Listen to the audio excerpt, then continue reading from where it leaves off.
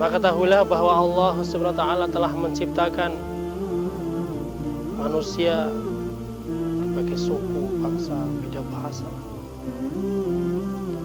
agar saling mengenal, dan sesungguhnya orang yang paling mulia di sisi Allah Subhanahu wa taala adalah orang yang paling bertakwa kepada Allah Subhanahu wa taala.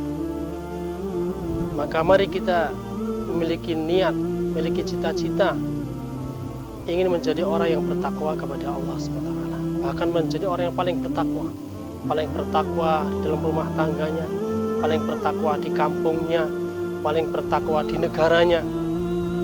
Sehingga tatkala semua orang punya cita-cita seperti itu, punya niat ingin jadi orang yang bertakwa, maka Allah Subhanahu wa taala akan memberikan seperti apa yang diniatkan.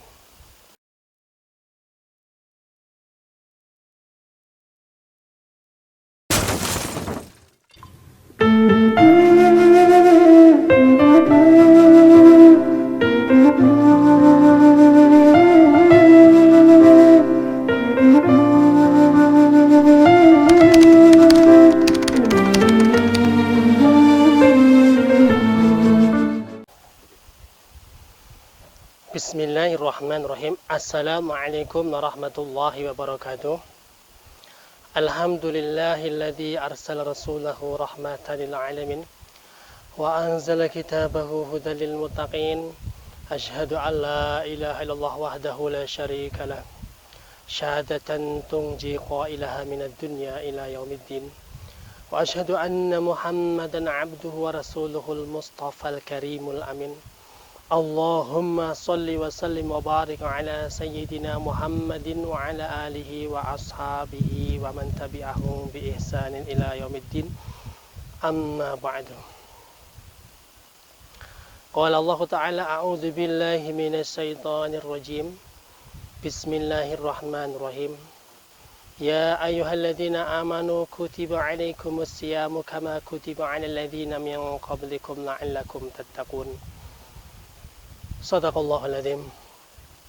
Para pemirsa di mana saja berada yang dirahmati oleh Allah Subhanahu wa taala, lagi-lagi dalam kesempatan ini kami mengajak kepada Anda sekalian, juga diri saya sendiri, agar senantiasa bertakwa kepada Allah Subhanahu wa taala. Karena semua orang menginginkan derajat kemuliaan. Tidak ada orang di dunia ini yang ingin menjadi orang hina atau ingin menjadi orang yang dihina. Tetapi yang ada adalah bahwa orang itu ingin mulia, bahkan ingin dimuliakan, menjadi paling mulia di kampungnya, paling mulia di negerinya, bahkan kalau perlu paling mulia di surganya.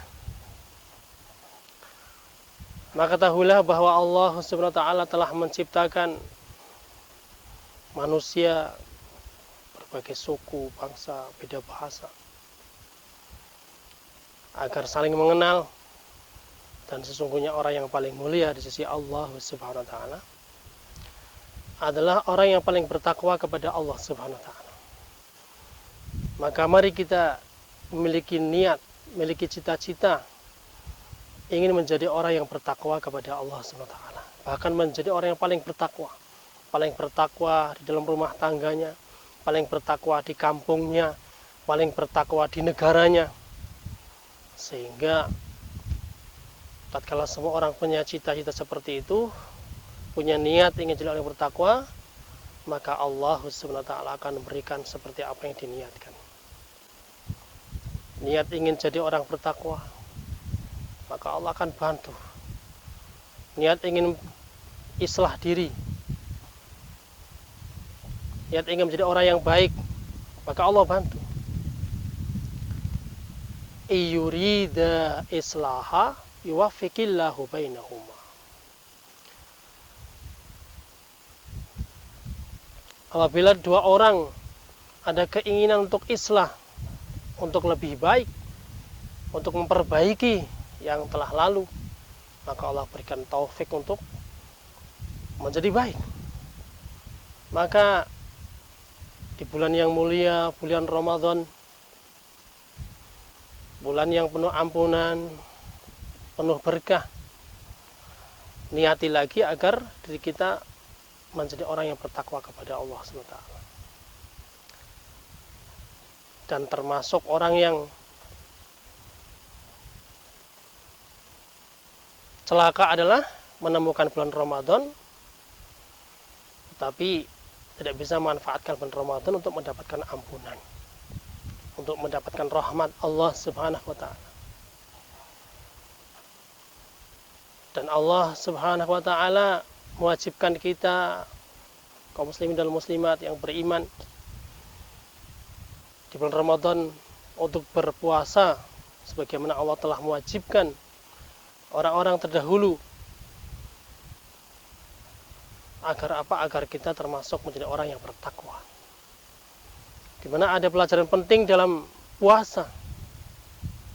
Puasa kita diperintahkan untuk menahan diri dari makan, minum, dan perkara yang membatalkan puasa sejak fajar sodik sampai terbenamnya matahari. Di situ kita dituntut kejujuran. Padahal kalau tidak jujur, bisa aja di jalan nampak puasa, di masjid nampak puasa, di kantor nampak puasa, di sekolah nampak puasa. Sementara di saat tempat sembunyi, orang lain tidak tahu, bisa aja dia minum sekenyang-kenyangnya, makan sekenyang-kenyangnya. Tetapi bagi orang yang mau membuktikan dirinya sah puasanya, tidak melanggar atau membatalkan puasanya, walaupun tidak ada orang yang lihat, walaupun tidak ada orang lain maksudnya yang mengetahuinya, maka dia akan tetap menjaga bagaimana bisa tidak batal puasanya. Di situ tertanam kejujuran. Dan ternyata tatkala seorang itu jujur, akan dimudahkan untuk berbuat kebaikan. Dan tatkala orang itu dimudahkan untuk berbuat kebaikan, amal baik, amal soleh, nanti akan dimudahkan untuk menuju surganya Allah Subhanahu wa taala. Sebaliknya kalau orang itu sudah mulai tidak jujur, membohong, sudah bohong, maka orang seperti itu akan mudah untuk melakukan kejahatan-kejahatan yang kemudian akan dimudahkan masuk nerakanya Allah Subhanahu wa taala. Orang beriman bisa punya rasa takut, ketakutan. Orang beriman pun bisa ada kikir, pelit. Tapi orang beriman tidak akan berbohong. Orang yang berbohong tidak layak menjadi orang yang beriman. Maka alhamdulillah kita bisa mendapatkan bulan Ramadan di mana kita akan terbiah untuk jujur. Bahkan tatkala orang itu jujur, yang dulunya ahli dosa, pendosa, ahli maksiat pun bisa berubah jadi baik. Dalam riwayat kisah sahabat, seorang sahabat mu'alaf masuk Islam, menyatakan kepada baginda Nabi Muhammad SAW bahwa dirinya masuk Islam tapi belum bisa meninggalkan perbuatan-perbuatan jahat yang dulu dikerjakan. Ternyata dalam kisah itu baginda Nabi Muhammad SAW meminta, kamu jujur. Satu aja aku minta padamu, itu jujur. Maka tatkala di lain kesempatan, lain tempat, waktu hendak melakukan perbuatan yang keji, perbuatan yang maksiat, maka dia ingat tuntutan bagi Nabi kepadanya, yaitu agar jujur.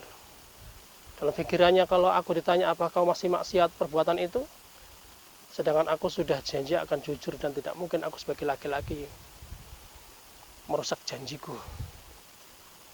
Tapi kalau aku jujur, betapa malunya aku. Begitu setiap akan kemaksiatan yang akan dialaminya, sehingga akhirnya pun dia pilih untuk tidak melakukannya dan mengutarakan kepada baginda Nabi Muhammad SAW pada dirinya, ternyata yang ku anggap satu permintaan itu mudah, ternyata tidak mudah, betapa beratnya. Dan alhamdulillah sekarang aku bisa jujur, dan alhamdulillah pula semua kemaksiatan yang akan dikerjakan pun bisa tinggalkan. Itulah hebatnya sifat jujur, mampu membuat seorang bisa meninggalkan kemaksiatan. Tapi kalau sudah mulai tidak jujur, seorang suami tidak jujur, seorang istri tidak jujur, naudzubillah, maka akan menjadi kemudorotan atau kesengsaraan bagi suami istri tersebut. Maka alhamdulillah kita berharap kepada Allah SWT dengan Islam Ramadan tahun ini. Mudah-mudahan masih banyak Ramadan yang bisa kita jumpai dalam keadaan negeri kita aman, diri kita sehat, cukup rezeki keperluan hidup kita. Pada Islam sekalian, sehingga kita bisa beribadah kepada Allah SWT dengan baik dan benar. Sambil kita gali lagi, cari ilmu lagi, perdalam ilmu lagi, sehingga ibadah kita makin benar. Karena sesungguhnya tidaklah Allah SWT menciptakan jin dan manusia kecuali hanya untuk beribadah kepadanya.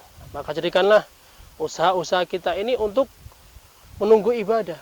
Kita kerja itu menunggu waktu sholat, bukan sholat menunggu habisnya kerja. Tidak ada habis-habisnya kerja.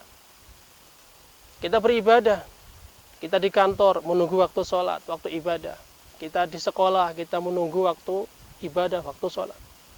Jangan dibalik, sholat menunggu selesai kerja. Para pemirsa yang budiman, yang dirahmati Allah SWT,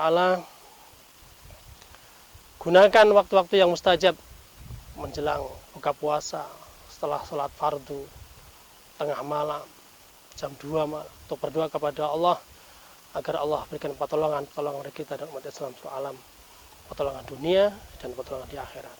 Semoga Allah berikan kemampuan kepada kita semua untuk melakukannya. Allahumma amin.